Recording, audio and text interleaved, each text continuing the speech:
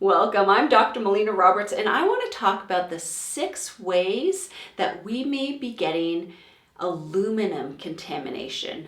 Because often I will run a heavy metal test on patients, and sometimes what will happen is that their aluminum levels will be quite high, and they will ask me, how could my aluminum levels be getting so high? What are my exposures? And so I'm going to go through some of those exposures to aluminum that you might not even be aware that you're exposing yourself to this heavy metal, and it might be accumulating in your body and then affecting how your body is functioning. So some table salt contains sodium silicoaluminate, which contains aluminum. So we want to make sure that we stay away from regular table salt. So as a side note, I would say that you can still consume salt, but you want to be consuming salt in a natural form. So either sea salt or Himalayan salt.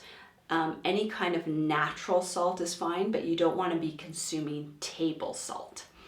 The other thing that can have aluminum in it is baking powder. So you want to make sure that if you're doing any sort of baking or you're taking in baking powder, that you want to make sure that it's aluminum-free baking powder.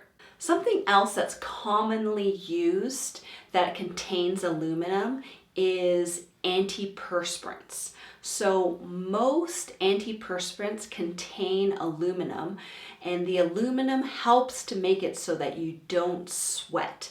So you want to make sure that you look at the antiperspirant that you're using, or you switch to a deodorant that doesn't contain any aluminum.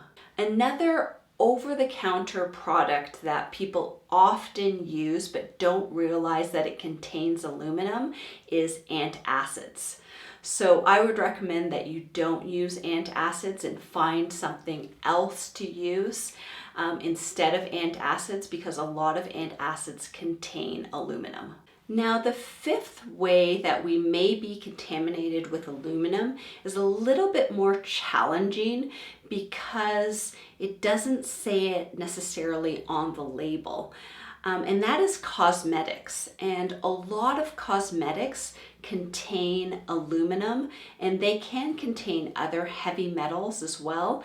And often it doesn't say it on the label. So we have to be really careful with cosmetics that we use, as they can be contaminated with heavy metals, and then those heavy metals can be accumulating in our bodies. And the 6th way that we might be contaminated with aluminum would be from aluminum cookware. So if you still are using aluminum cookware, then you want to, I'm going to say, switch those out, because with the aluminum cookware, then it's slowly leaching into your foods as you use them. So these are just some different ways that you may be getting exposure to aluminum. And when you know what your exposures are, then you'll also know how to decrease those exposures, or you know what you were doing in the past, why these exposures or why these heavy metals have accumulated in your system. All right, so thank you so much for watching. I encourage you to share this with your friends and family, to press the like button, to press the subscribe button, to make a comment below, and until next time, continue to learn, grow, and build health. And I'll see you in the next video.